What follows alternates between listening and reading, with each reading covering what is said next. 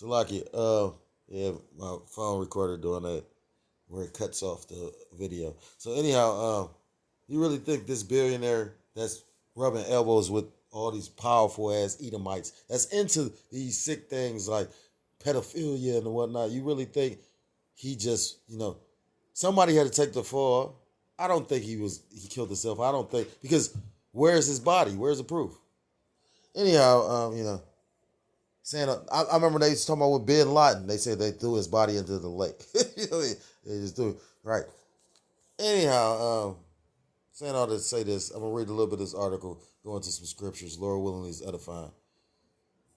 It says, billionaire pedophile prison papers leave many questions unanswered. U.S. Federal Bureau of Prisons documents released to RT Investigative Unit detail pose serious questions about Jeffrey Epstein's alleged attempt to kill himself while incarcerated in the Metropolitan Correctional Center. Now, it said it was an alleged attempt to kill himself. I remember they said that he killed himself. Now he allegedly attempted. And then that's how you know that this world is truly given to Satan. And, the book of Job, chapter 9, verse 24, it says that the earth is given into the hand of the wicked. So at the end of the day, when you go into the scriptures and you literally, like, that's how this place needs to really be cleansed. Like a man that's really trying to follow the laws, statutes, and commandments of the scriptures, you really, because these laws, statutes, and commandments are only for Jakes, only for Israelites. But Israelite man, already has no place here for real. Even if he does think he has a place, how many celebrities die broke and miserable and just tormented by demons.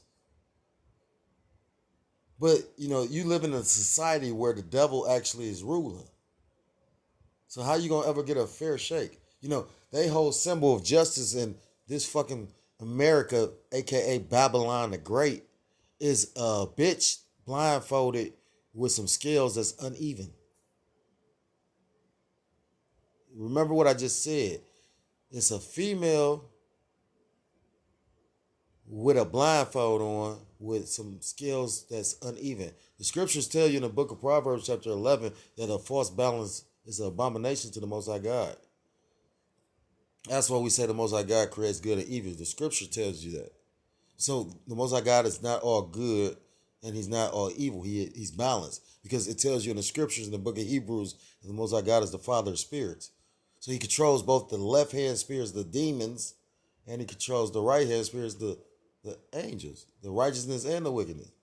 And that's why a lot of people don't have a fear of the Lord, because they thinking that it's some, when you realize it's the Most High God that's actually fucking you up, that changes a lot of stuff. Salakia though, it says, well, it should, you would think. I was just listening to the brother, damn, I forgot the brother name, from Mississippi though, and the brother's channel Spirit, what is it, Wind Spirit Judah, Spirit Judah Wind or something like that. Salakia for butchering the brother's channel, but he made a statement. He was like, "That's how the Most High God is a Jake," because he was like, you got 2/3 Jakes, they'll die over the dumbest shit, all based on their respect. And the Most High God, you're going to respect his name. That's why he does so many things with a few people. You know what I mean? He let Egypt get to the greatness it got just to break it the way he broke it. And this is the new modern day Egypt. And this is going to be broken in a way like never before. And like I said, a lot of people don't believe that or don't see it. But if you can't see it, then that means the Most High God don't like you. Because he wants you to be in the midst of it when it happened. And although we, the men that's out here prophesying and preaching the word day in, day out, we're going to be in the midst of it, but we have, wholehearted faith. So like a faith that the Most High is going to protect us, because it tells you in the book of Psalms, chapter 91, that he shall cover us, roughly paraphrasing, we should be under the shadow of the Almighty. He shall cover us under his wings. He's going to protect us. But Salaki, I'm bouncing around. It says the files, back to the article, it says the files released in response to a Freedom of Information request cast doubt on this key component of the official narrative surrounding his ever mysterious alleged suicide. Namely, did it ever happen? So this is like the elites being funny.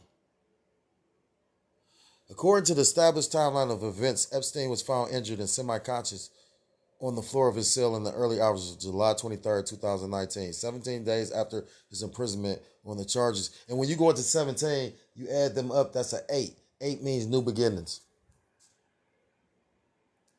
Charges of child sex trafficking with marks of an unspecified nature around his neck, claiming to remember nothing about what happens. His cellmate, former NYPD officer Nicholas Tartagilian, I can't pronounce it, Tartagilian, who was coincidentally shared the same legal representation as the Epstein's partner and Madam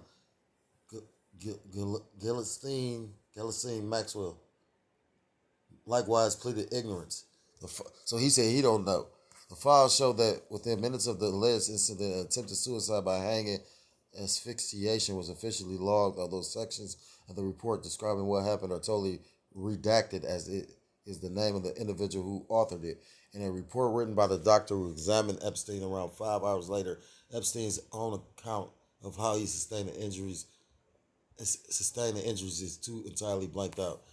But then again, this dude was a big ass freak. So, you got to remember these Edomites, these devils, they, you got these sick people that get off on like asphyxiation, and they'll, I think I can't think of that one guy named the elder from Dallas, the elder Yashawamba did a video about him, but he was going into how like a lot of the pedophilia laws are not as stringent as they should be because based on this particular doctor, and he did all these different studies, basically having adults basically touch little kids, and they basically like recorded it and actually took notes on it and all that, and basically they came to the conclusion that children can enjoy sex too.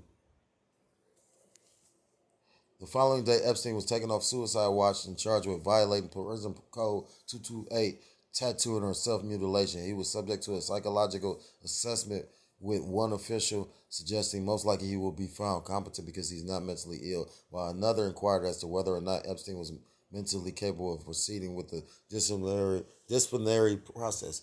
Ali, in response, an unnamed staffer wrote, "I would feel really uncomfortable doing this." It's getting kind of boring. I'm gonna skip some.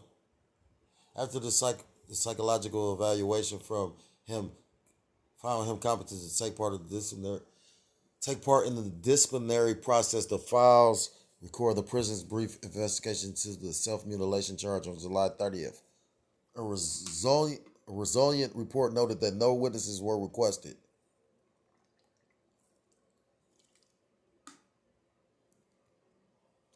And inmate Epstein had a poor attitude, refusing to say anything. Despite this, the investigator concluded the report to be accurate as written, and the charge warranted it. The matter was kicked upstairs for further disposition, but it appears Epstein died before a final decision on his supposed infraction was taken. Even more curious, the classified internal BOP memo notes that the incident reported related to self-mutilation was expunged. In other words, stricken from the record as if it never happened 5 days after Epstein's death. An official added that it was unclear why it had been expunged and whether Mr. Epstein knew this. This may account for why the entire bizarre episode in which prison authorities sought to punish the billionaire sex offender for the crime of trying to take his own life has never hitherto been mentioned by the mainstream media. Complicating the confused picture even further, on August 14th, 2019, 4 days after his death, the New York Post published a sensational exclusive claiming that Epstein informed his lawyer, Gillian, roughed him up, and this was not only the reason he was discovered out cold in his cell, but why he was removed from suicide watch.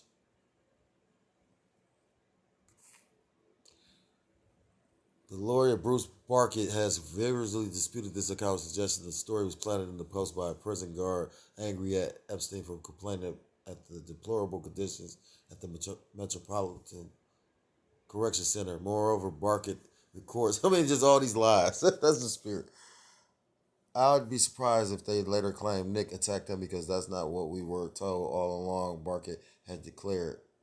This may in part result from him being placed for much of his stay with the Hawking Tart Agilian, a veritable man mountain. He faces the death penalty for alleged committing a quadruple homicide and furtherance of a conspiracy to sell cocaine. One victim was strangled with a zip tie. He was chosen to bunk with Epstein due to cooperating with authorities in his case and having much to lose if he committed an infraction of any kind, let alone attack his cellmate.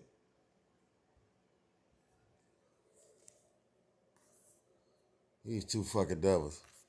This is a try to get to the point because, like I said, point I was making with this article is like I said, you don't know if this devil is dead or not. You know what I mean? Like, no, you know, you can't trust the devil. You know what I mean? Like I said, this woman trial was basically blocked off from media coverage.